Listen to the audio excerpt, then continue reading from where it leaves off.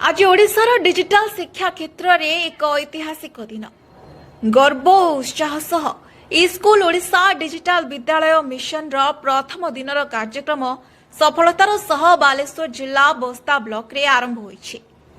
School शिक्षार्थी मुहरे हस शिक्षकों उत्साह एवं टेक्नोलोजी सह शिक्षार सुंदर समन्वय प्रथम दिन सफलता को एक नुआ उच्चता देछि। Digital classroom smart learning tools एवं इंटरएक्टिव पाठदान माध्यम ग्रामीण और शहरी छात्र छात्री समान शिक्षा सुजोग सृष्टि होउछि। एही सफल आरंभ पछरे रहिछि प्रशासन रो सहयोग शिक्षक मानक निष्ठा टीम रो अक्लांत परिश्रम एवं स्थानीय समुदाय रो सक्रिय सहभागिता। प्रथम दिन सफलता केवल एक आरंभ। आगामी दिन में ओडिशार प्रत्येक कोण को पहुंचीबो डिजिटल शिक्षार आलोक। मो नाटी रामचंद्र राउल।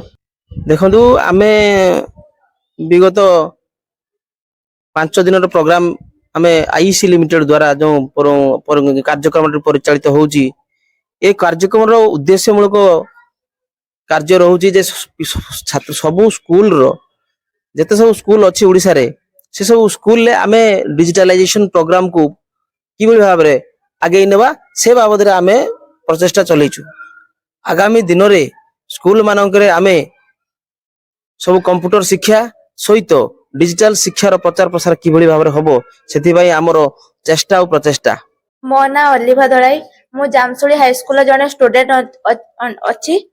आमर जो मैडम आसे हमको कंप्यूटर पढ़ाउचंती ता बहुत भल माध्यम हमको बुझाई पारचंती एवं प्रैक्टिकल करके हमको देखाउचंती एवं आम स्कूल ले जो कंप्यूटर शिक्षक जने नथिले तो सी आसी हमको ए किछि दिन हबो पढ़ाउचंती एवं समस्त पिला माने किछि बुझी पारुचंती। मु आशा करूची कि सब पिला माने भल भाव रे बुझी पारिथिबे एवं समस्त तांको पाखरे पढिया पई मन करंतु बोली मु भाबु।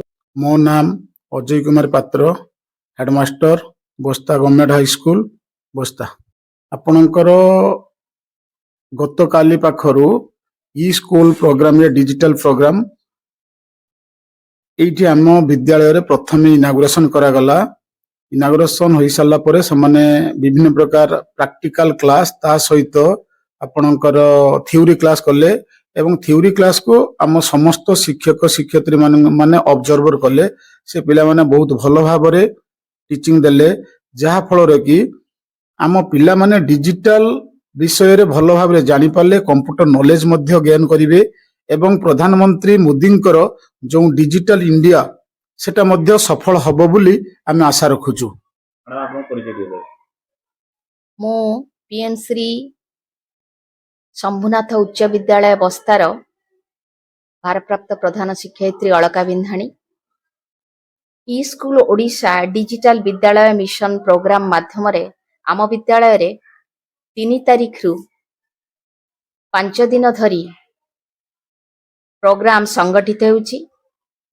एई प्रोग्राम माध्यम रे कंप्यूटर शिक्षा को विद्यालय रो प्रत्येक छात्र छात्री निकट रे पहुंचैबा एहा एक पाइलोटिंग डेमोन्स्ट्रेशन प्रोग्राम।